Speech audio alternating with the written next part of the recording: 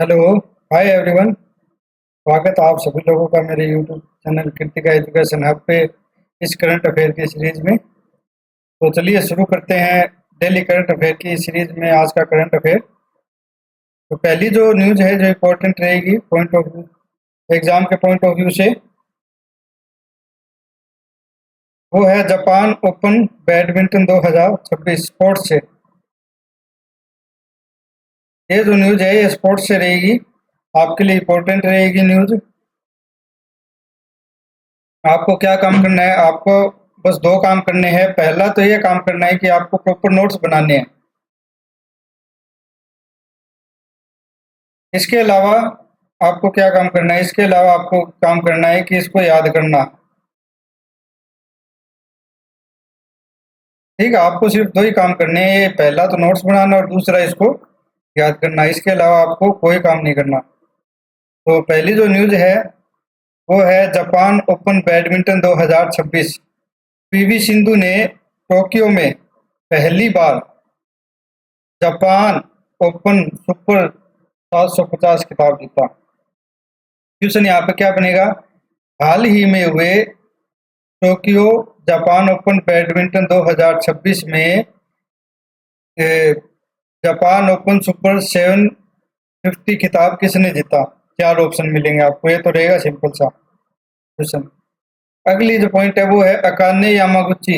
ये जापान की खिलाड़ी है। इनको हराया था पीवी सिंधु ने 21-17 और 21-17 से इनको हराया था। पहली बार कोई भारतीय महिला खिलाड़ी है जिन्होंने ये खिताब जीता है, पहली भारतीय महिला खिलाड़ी। इसलिए मैं बता रहा हूँ कि आपकी ये जो न्यूज़ है ये इम्पोर्टेंट रहेगी।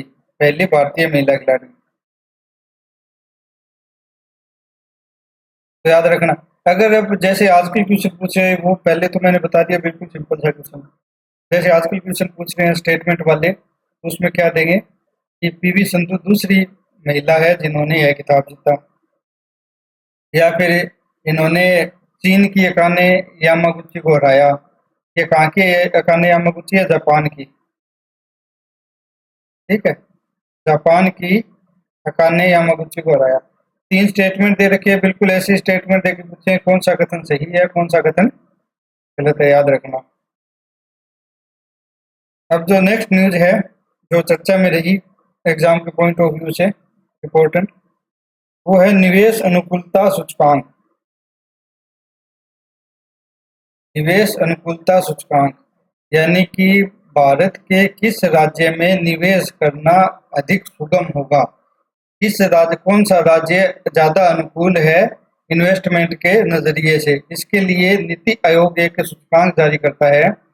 कई पैमाने उसमें होते हैं, उस आधार पर नीति आयोग सूचकांक जारी करेगा कि ये राज्य अधिक सुगमता प्रदान करता है कोई भी इन्वेस्टमेंट करने से पहले, कोई भी बिजनेस करने से पहले। ठीक है, तो इसमें राजस्थान का कौन सा स्थान रहा? राजस्थान का 10वां स्थान। किसका रहा? राजस्थान का। पहली बात तो ये याद रखना। दूसरी बात, राजस्थान को अग्रणी राज्य की श्रेणी में शामिल किया गया है। इस श्रेणी पर भी हम चर्चा करेंगे। नीति आयोग द्वारा ये सूचकांक है वो लाया जाता है। भारत के जो 28 राज्य और 8 केंद्र शासित प्रदेश है, उन सभी में 8 स्तंभों के आधार पर मूल्यांकन किया जाता है कि कौन से राज्य अधिक बेहतर है किसी व्यापार के लिए, किसी निवेश के लिए। याद रखना, सभी 28 राज्यों में और 8 केंद्र शासित प्रदेशों में 8 स्तंभों के आधार पर ये निर्धारित किया जाता है। कौन से है वो 8 स्तंभ? पहली तो वहां पर आधारभूत संरचना कैसी है, यानी कि जो बेसिक नीड होती है किसी बिजनेस के लिए, किसी इन्वेस्टमेंट के लिए, वो कैसी है। उसके बाद व्यवसायिक माहौल कैसा है, यहाँ वहाँ का जो डेवलपमेंट एरिया है वो कैसा है कि यहाँ पर कोई बिजनेस कर सकते हैं नहीं कर सकते। उसके बाद वहाँ पर संसाधन यानी कनेक्टिविटी बोल सकते हैं एक तरीके से, कि कोई बिजनेस करने के लिए जिन संसाधनों का उपयोग होता है वो सुगमता से प्राप्त हो सकते हैं नहीं। सरकारी नीति, सरकार की वहाँ पर कैसी योजना है लाइसेंस को लेकर, जमीन को देने के लिए। ठीक है, कोई बिजनेस स्टार्ट करते हैं तो उसमें अगर कोई ऋण वगैरह मिलता है तो उसके लिए नियामक नियामकीय सहजता, संस्थागत वातावरण, वित्तीय स्वास्थ्य, पर्यावरणीय लचीलापन। ठीक है, तो ये 8 स्तंभ है, ये निर्धारित किए गए हैं कौन से आधारभूत संरचना, व्यवसायिक माहौल, संसाधन नीति, सरकारी नीति, नियामकीय सहजता, संस्थागत वातावरण, वित्तीय स्वास्थ्य और पर्यावरणीय लचीलापन। इन 8 स्तंभों को आप लोग याद रखना। एग्जामिनर जैसे स्टेटमेंट वाले क्वेश्चन देता है तो डायरेक्ट यहीं से उठाकर क्वेश्चन देगा। इसके अलावा जो राज्य स्थान को अग्रणी श्रेणी में रखा है तो उसको देख लेते हैं, वो अग्रणी श्रेणी क्या है। तो इन 8 आधारों और 84 संकेतक इसमें शामिल किए गए।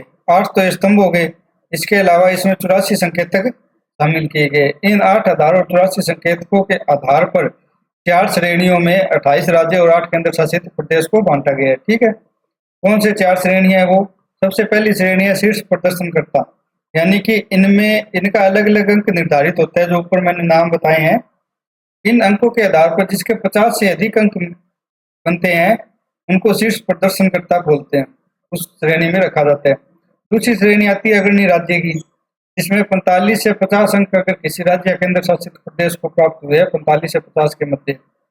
तीसरे उभरते हुए प्रदर्शनकर्ता, इनको 40 से 45 अंक के मध्य जिनके अंक मिलते हैं इस सूचकांक में, उनको उभरते हुए प्रदर्शनकर्ता श्रेणी में रखा गया है।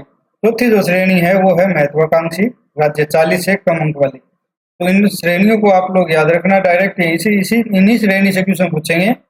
कैसे पूछेंगे? इसमें सुमेलित करो, सुमेलित करो। सुमेलित करो में कैसा क्वेश्चन आएगा? यहाँ पर आपको देंगे ए, ग्रुप ए, ग्रुप ए, यहाँ पर देंगे ग्रुप बी। ठीक है, ए अग्रणी राज्य,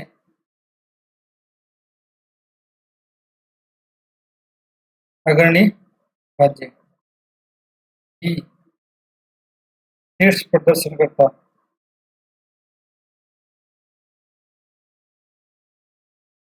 शीर्ष प्रदर्शनकर्ता। ठीक है, ऑप्शन सी उभरते प्रदर्शनकर्ता।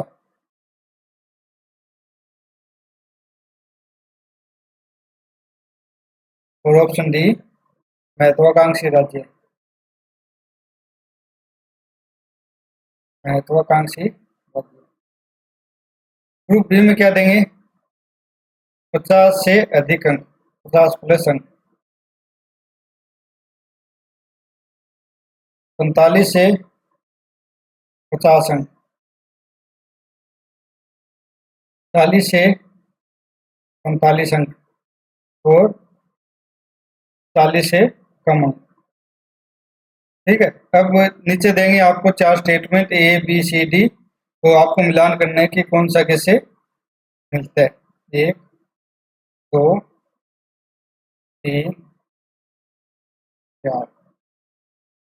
ठीक है, तो इस तरह से आजकल एग्जामिनर जो है वो क्वेश्चन बनाने लगा है, तो आप लोग याद रखना। इसमें पहला जो स्थान मिला है वो किसको मिला है? गुजरात को। दूसरा महाराष्ट्र को। तीसरा तमिलनाडु को। यानी कि गुजरात सबसे सूटेबल है कोई भी बिजनेस करने के लिए, इन्वेस्टमेंट करने के लिए। अब अगली जो न्यूज है वो है प्रगतिशील किसान पोर्टल। अभी हाल ही में सूचना और प्रौद्योगिकी संचार विभाग द्वारा राजस्थान के हनुमानगढ़ जिले में ये पोर्टल शुरू किया गया है, और ये अपनी तरह का इस राज्य का पहला पोर्टल है। ठीक है, हनुमानगढ़ जिले में शुरू किया गया है। क्यों किया गया है? हनुमानगढ़ जिले की स्थापना के उपलक्ष्य में ये शुरू किया गया। तो डायरेक्ट क्वेश्चन यहाँ से एग्जामिनर पूछ सकता है, वो क्या रहेगा कि निम्नलिखित में से प्रगतिशील किसान पोर्टल किस विभाग से संबंधित है? 4 विभाग के नाम देगा आपको और पूछेगा। इसके अलावा प्रगतिशील किसान पोर्टल किस जिले से शुरू किया गया है? 4 जिलों के नाम देगा और वो आपसे इस तरह से क्वेश्चन पूछेगा। इस प्रगतिशील किसान पोर्टल में क्या है? जो सफल किसान हैं उनकी कहानियों को अपलोड किया जाएगा। ठीक है, जो भी किसान सफल हुए हैं, जैसे कि किसी बागवानी में हुए हैं या फिर पशुपालन में हुए, किसी और तरह से सफल हुए हैं, जिन्होंने कोई वानिकी की है। ठीक है, जैसे पारंपरिक खेती होती है उससे हटकर कुछ किया और उसमें सफल हुए हैं, उन किसानों की जो कहानी है इसमें अपलोड की जाएगी। जिले के 8 विभाग इससे जुड़े हैं। कितने विभाग जुड़े हैं? 8 विभाग। याद रखना, जिले के हनुमानगढ़ जिले के 8 विभाग इससे जुड़े हैं। किसानों की सफलताओं की कहानियां सूचना और प्रौद्योगिकी संचार विभाग द्वारा हनुमानगढ़ जिले में शुरू किया गया है और ये अपने आप में पहला पोर्टल है ऐसा पूरे राजस्थान में, तो याद रखना आप इसको। जो नेक्स्ट न्यूज है वो है, जो एग्जाम के पॉइंट ऑफ व्यू से इम्पोर्टेंट रहेगी आप सभी लोगों के लिए, 72वें राष्ट्रीय फिल्म पुरस्कार 2026। इससे पहले आप लोग एक काम करना है, जो मेरा टेलीग्राम चैनल है उसका लिंक मैं आपको नीचे डिस्क्रिप्शन में दे दूंगा। वहां से जाकर आप मेरा Telegram channel Kritika education hub join जरूर कर लेना, ठीक है। एजुकेशन हब, ये मेरे टेलीग्राम चैनल का नाम है, इसको आप लोग ज्वाइन जरूर करना। अगर आपको सर्च करना हो डायरेक्ट तो @ सर्च वाले ऑप्शन में कीर्ति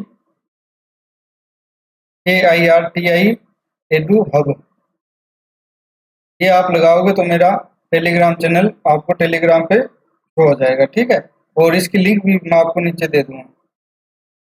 तो नेक्स्ट जो न्यूज है वो है 72वें राष्ट्रीय फिल्म पुरस्कार 2026 सर्वश्रेष्ठ feature film, article 370 Yami Gautam की है ये। सर्वश्रेष्ठ अभिनेता खिताब किसको मिला है? कार्तिक आर्यन और मम्मूटी है, इनको संयुक्त रूप से मिला है। सर्वश्रेष्ठ अभिनेत्री का खिताब यामी गौतम को मिला है आर्टिकल 370 के लिए। सर्वश्रेष्ठ हिंदी फीचर फिल्म कौन सी है? राजकुमार राव की श्रीकांत, इसको आप लोग याद रखना। अब अगली जो न्यूज है वो है 99वें ग्रैंड मास्टर शतरंज के जो GM है 99वे, उस वो खिताब किसको मिला है? VS रतनवेल। अभी थोड़े दिन पहले ही एक 98वां खिताब भी मिला था, 98वां, तो वो किसको मिला है? आप लोग कमेंट करके मुझे जरूर बताना। अभी मैंने 3-4 दिन पहले ही आपको वो खुलवाया है, अगर आपने नोट्स बनाए होंगे तो वो आपको याद होगा। 98वां किसको मिला है आप बताना कमेंट करके। VS रतनवेल, 25 वर्ष इनकी आयु है, जो 99 GM बने हैं। जुलाई 2026 में Guwahati smart city international open में इनको यह खिताब मिला है। और जो GM बनने के, ग्रैंड मास्टर बनने के जो भी कंडीशन होते हैं, इसके 3 नॉर्म होते हैं, 3 कंडीशन इसकी होती है। ये जो कंडीशन है ये इन्होंने 2022 में फुलफिल कर ली थी, ठीक है, इसको भी आप लोग याद रखना। लेकिन GM का खिताब इनको अभी मिला है 4 साल बाद। Guwahati smart city international open में इनको खिताब मिला है। कहाँ के रहने वाले हैं? कोयम्बटूर तमिलनाडु के। 2022 में इन्होंने ग्रैंड मास्टर बनने के जो कंडीशंस होते हैं वो पूरे कर लिए थे। 98 जो ग्रैंड मास्टर अभी थोड़े दिन पहले ही बने थे, 10 दिन पहले, वो है अश्वथस, ये भी तमिलनाडु का ही है, याद रखना।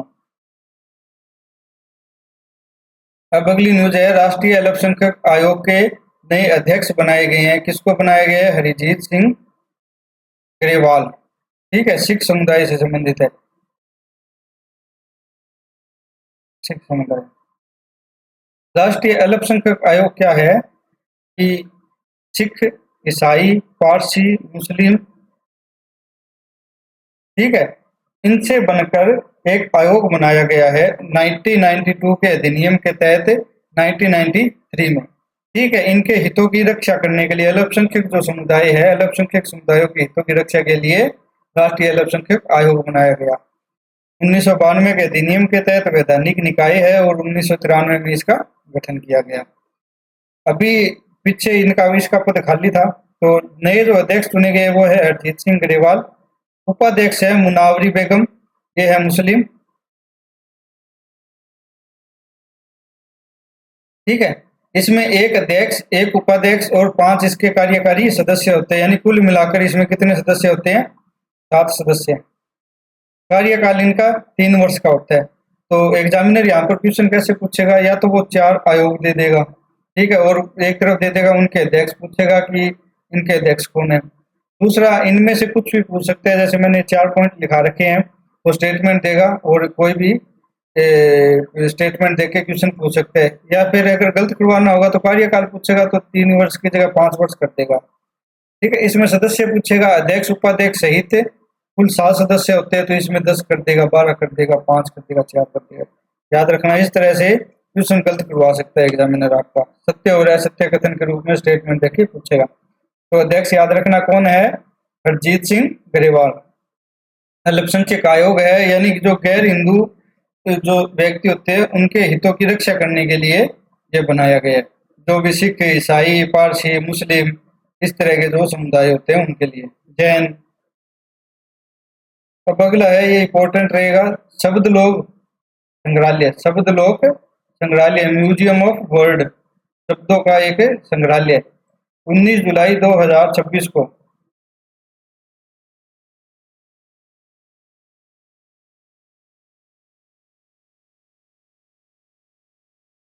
कोलकाता के राष्ट्रीय पुस्तकालय परिसर में ऐतिहासिक बेल्वेडियर हाउस में भारत का पहला इस तरह का म्यूजियम या संग्रहालय खोला गया है। शब्द लोक संग्रहालय। डायरेक्ट क्वेश्चन एग्जामिनर इसमें क्या पूछेगा कि हाल ही में शब्द लोक संग्रहालय कहाँ खोला गया है? 4 स्टेट के नाम देगा, या तो स्टेट के नाम देगा या शहर के नाम देगा। कोलकाता कहाँ पे है? पश्चिम बंगाल में। या तो डायरेक्ट स्टेट का नाम देगा या 4 शहरों का नाम देगा, जैसे पश्चिम बंगाल, राजस्थान, मध्य प्रदेश, केरल। दूसरा कैसे देगा? कोलकाता, मुंबई, पटना और जयपुर। क्या उद्देश्य है इसको खोलने का? जो देश की भाषाई विरासत और लिपियां हैं उनको संरक्षित करना, उनके ऊपर अध्ययन करना। जो 22 भाषाएं हैं संविधान में, उन भाषाओं को विरासत के रूप में, या फिर पुरानी लिपियां जो है उनको विरासत के रूप में संयोजना सहज कर रखना। ठीक है, इसके लिए म्यूजियम खोला गया है। संस्कृति मंत्रालय ने ये म्यूजियम खोला है। नेक्स्ट जो न्यूज है जो चर्चा में रही, तो वो है राजस्थान होम स्टे। इसके लिए एक नया मसौदा तैयार किया गया है, पेइंग गेस्ट हाउस योजना 2026। योजना परियोजना होती है, उससे एक क्वेश्चन जरूर आता है। तो राजस्थान की जो योजनाएं होती है उससे तो आता ही आता है, कन्फर्म आता है। तो आप लोग योजनाओं को अच्छे से तैयार करना। ठीक है। इस योजना को डीरेगुलेशन 2.0 उपाय और ईज ऑफ डूइंग बिजनेस की भावना के अनुरूप सरलीकृत किया गया। ऐसे ही स्टेटमेंट डायरेक्ट एग्जाम में आएंगे, याद रखना। ठीक है। राजस्थान होम स्टे योजना 2026 या राजस्थान पेइंग गेस्ट हाउस योजना 2026, इसको किसके अनुरूप सरलीकृत किया गया है? डीरेगुलेशन 2.0 और ईज ऑफ डूइंग बिजनेस। उद्देश्य क्या है? पर्यटन गतिविधियों का विकेंद्रीकरण करना। शब्द याद रखना आप लोग, एक एक शब्द। ग्रामीण अर्थव्यवस्था को मजबूत करना, छोटे उद्यम को बढ़ावा देना। ठीक है। अगर स्टेटमेंट में पूछेगा कि हाल ही में लागू की गई राजस्थान होम स्टे योजना 2026 के बारे में निम्नलिखित में से कौन से कथन सत्य है? तो इसका उद्देश्य है पर्यटन गतिविधियों का केंद्रीकरण करना है, ग्रामीण अर्थव्यवस्था को मजबूत करना है, छोटे उद्यमियों को कम करना है। ठीक है। निम्नलिखित कथनों में से कौन से कथन सत्य है? केवल एक, एक और दो, केवल दो, एक और तीन। ठीक है, ऐसे स्टेटमेंट देके वो आपसे पूछेगा। और क्या है? लाइसेंस प्रक्रिया में सरलीकरण करना। आवेदन के 7 दिन के भीतर इसमें अस्थायी पंजीकरण हो जाता है। ठीक है। और अस्थायी पंजीकरण के 3 माह के भीतर इसमें स्थायी पंजीकरण हो जाएगा। अगर 2 वर्ष तक कोई प्रमाण पत्र जारी नहीं किया जाता तो जो आवेदन किया है वो स्वतः ही पंजीकृत माना जाएगा, यानी कि इसमें इतना सरलीकरण किया गया है, याद रखना। 2 वर्ष के भीतर, आवेदन के 7 दिन के भीतर तो अस्थायी पंजीकरण, 3 माह के निरीक्षण के बाद स्थायी पंजीकरण। अगर निरीक्षण के 2 वर्ष तक अगर आवेदन कर दिया और उसके 2 वर्ष तक कोई कार्रवाई नहीं होती है, प्रमाण पत्र नहीं मिलता है, तो आवेदन को स्वतः पंजीकृत मान लिया जाएगा। इसमें और क्या है? अधिकतम 8 कमरे और 24 बेड की क्षमता आपके पास होनी चाहिए। अधिकतम बोलिए, कम हो सकती है, इससे ज्यादा नहीं होनी चाहिए। 8 कमरे और 24 बेड होम स्टे योजना के अंतर्गत। ठीक है। 8 कमरे और 24 बेड हो गए तो इसमें लैट्रिन, बाथरूम, जो आपका बिजली का कनेक्शन है, पानी की सुविधा है, वो सभी कुछ आपके रूम के अंदर ही अवेलेबल होने चाहिए। अब इसमें एक नई चीज क्या है कि जो संपत्ति स्वामी होता है उसको इस परिसर में जिसको उसने होम स्टे बनाया है उसमें खुद रहने की आवश्यकता नहीं है। ये जो शर्त है इस शर्त को इस योजना में समाप्त कर दिया गया है। पहले क्या होता था कि जो भी संपत्ति का स्वामी है जो कि ओनर है वो ओनर उसी घर में रहेगा, उसका आवास होना चाहिए वहां पर जहां पर उसने पीजी खोला है, पेइंग गेस्ट हाउस खोला है। और इस होमस्टे को सिल्वर और गोल्ड दो श्रेणियों में वर्गीकृत किया गया है, यानी कि जैसे कि होटल्स होते हैं 1 star 2 star 3 star 5 star 7 star, ऐसे ही इसको सिल्वर और गोल्ड दो श्रेणियों में विभाजित किया गया है। सिल्वर श्रेणी में थोड़ी कम सुविधा मिलेगी, गोल्ड श्रेणी में थोड़ी अधिक सुविधा मिलेगी। ठीक है, इनका पंजीकरण का रेट भी फिर इसी हिसाब से अलग अलग होगा। तो ये जो न्यूज़ है वो चर्चा में रही थी। तो आज का करंट अफेयर यहीं पर समाप्त करते हैं। आप लोग मेरे साथ टेलीग्राम चैनल पर जरूर जुड़िए और आपको वीडियो कैसी लगी कमेंट करके ज़रूर बताना। चैनल को सब्सक्राइब करना, अगर वीडियो अच्छी लगे तो आप लोग अपने दोस्तों को ज़रूर शेयर करना ताकि वो भी इसका फ़ायदा उठा सके। प्रॉपर नोट्स आपको बनाने हैं और याद भी करने हैं। ठीक है, मिलते हैं नेक्स्ट वीडियो में।